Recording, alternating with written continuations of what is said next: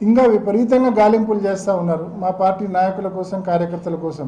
ఒక అక్రమ కేసు కట్టి నాన్ బెయిలబుల్ సెక్షన్లు పెట్టి ఈ మాదిరి ఇష్టం వచ్చినట్టు అరెస్టులు చేసి రిమాండ్కి పెడతా ఉన్నారు. ఎంత దారుణమైన అన్యాయమైన పోలీసింగ్ పులివెందుల్లో ఉందో ఒక్కసారి గమనించమని చెప్పి ప్రజలందరినీ కూడా నేను కోరుతా ఉన్నాను. మా నాయకుల మీద, మా కార్యకర్తల మీద దాడి జరిగితే, మా కార్యకర్తలందరూ తీవ్రమైన ఆగ్రహానికి గురైతే నేను వాళ్ళందరినీ సముదాయించి ఒక పీస్ ర్యాలీ చేశాం. అది కూడా ఎస్పీ గారికి చెప్పి చేశాం.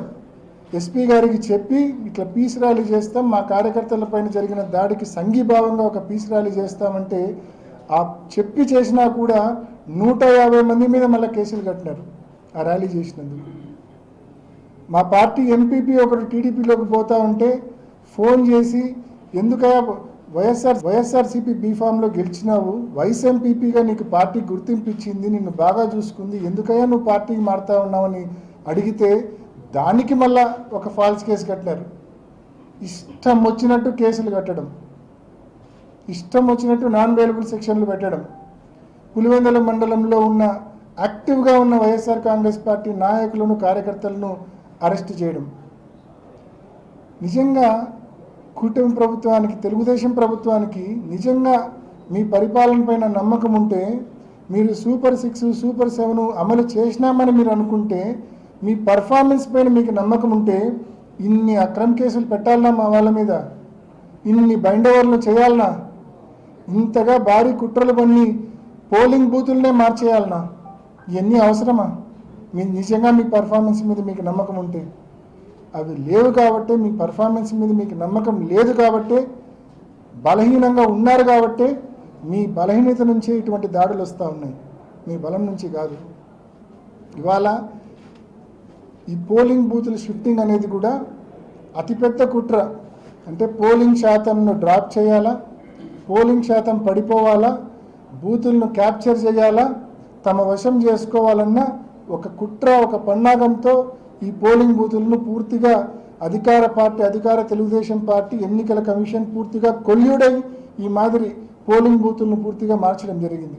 నిన్నటి దినాన మేమందరం నల్గొండవారిపల్లిలో ఎన్నికల ప్రచారానికి వెళ్ళాం. నిన్న సాయంత్రం వెళ్ళినప్పుడు ప్రజలందరూ చెప్తా ఉన్నారు, ఎంత అన్యాయము, మా ఊర్లో ఎదుగో పక్కనే పోలింగ్ బూత్ ఉంది, 630 మంది మేము ఉన్నాం ఇక్కడ నుంచి, కానీ ఒక్క ఓటు కూడా మా పోలింగ్ బూత్లో మాకు లేదు, అందరం 4 కిలోమీటర్లు ప్రయాణం చేసి పక్కనున్న నల్లపరెడ్డిపల్లికి పోవాల్సిన పరిస్థితి, ఎంత అన్యాయము. ఈ 4 కిలోమీటర్లు అంటే వాళ్ళే చెప్తా ఉన్నారు ప్రజలు, ఈ మాదిరి మేము ఆ 4 కిలోమీటర్లు ప్రయాణం చేసి పోయే పరిస్థితి చేస్తే టీడీపీకి సంబంధించిన రౌడీలు, చుట్టుపక్కల నియోజకవర్గాల నుంచి వచ్చే తెలుగుదేశం పార్టీకి సంబంధించిన రౌడీలు అడ్డుకొని వాళ్ళని పోలింగ్కు పోకుండా అడ్డుకుంటారు, పోలీసులు వాళ్ళకు ఒత్తాస పలుకుతారు, తద్వారా పోలింగ్ శాతం పడిపోయే ప్రమాదం ఉంది. ఆ ఒక్క నల్లగొండవారిపల్లి గ్రామంలో మీరు ఒక్కసారి పాత రికార్డులు చూడండి, మొన్నటి ఎన్నికలు చూడండి, 2019 ఎన్నికలు చూడండి, 2024 ఎన్నికలు చూడండి, 400 నుంచి 450 ఓట్లు వైఎస్ఆర్ కాంగ్రెస్ పార్టీకి మెజార్టీ వచ్చే ఆ ఒక్క బూత్లోనే వస్తుంది. అటువంటివి 6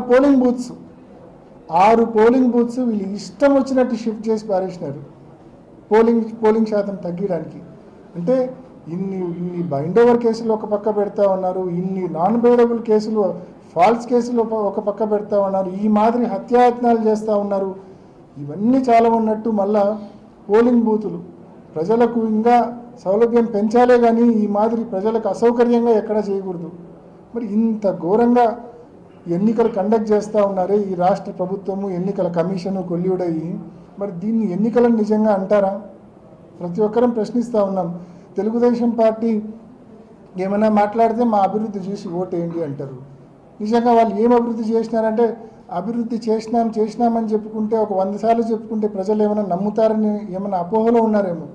ప్రజలకు, పులివెందుల ప్రజలకు మరీ ముఖ్యంగా స్పెసిఫిక్గా బాగా తెలుసు, తెలుగుదేశం పార్టీ, తెలుగుదేశం ప్రభుత్వం ఇప్పుడు, అప్పుడు, ఎప్పుడూ ఇక్కడ అభివృద్ధి చేయలేదన్న విషయం తెలుసు. ఈ ప్రాంతం బాగుందంటే, ఈ ప్రాంతం అన్ని రకాలుగా అభివృద్ధి చెందిందంటే ఆనాడు దివంగత ముఖ్యమంత్రి డాక్టర్ వైఎస్ రాజశేఖర రెడ్డి గారి హయాంలో అభివృద్ధి చెందింది. ఆ తర్వాత మాజీ ముఖ్యమంత్రి జగన్మోహన్ రెడ్డి గారి హయాంలో ఈ ప్రాంతం అభివృద్ధి చెందింది. ఎక్కడో శ్రీశైలం, ఎక్కడో కృష్ణా నీళ్లు, ఆ కృష్ణా నీటిని ఈ ప్రాంతానికి సిబిఆర్కి కానీ పైడిపాలెం కానీ తీసుకొచ్చింది ఎవరు? దివంగత ముఖ్యమంత్రి డాక్టర్ వైఎస్ రాజశేఖర రెడ్డి గారు